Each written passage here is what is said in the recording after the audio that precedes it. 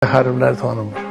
Yazı yaza bilmirəm. Mən neynəməliyəm? Getdim inturisdə bir otaq götürdüm. Bir 10 nəfər çox savadlı adamlar götürdüm içə. Ən yüksək savadlı adamları. Bunlara dedim ki, gəlməyin mənimdə işləyin. Sizə 10-15 min dollar ayda maaş verəcəm. 20 min dollar maaş. Hər birinə? Hər birinə. Doğrudan da işi qordum, elə qurdum ki, iş elə gedir ki, bilirsən, avtomat. Mən oturmuşam, çoban başda. Amma alimlər də işləyir. Bunlar da gəlir.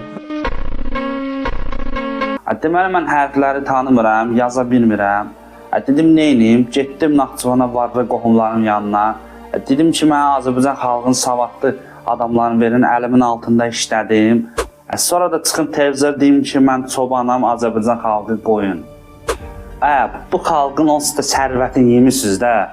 Bir dənə o qalmışdı, alçalda sizə, adamlığınız olsun, bəstirində bu milləti alçatdınız. Vallahi xalq qoyun, sən çobanzaq döyürsən. Sən qocalan şirin vəziyyətindən istifadə etmiş, ətini didməyə gələn kaftara oxşayırsan.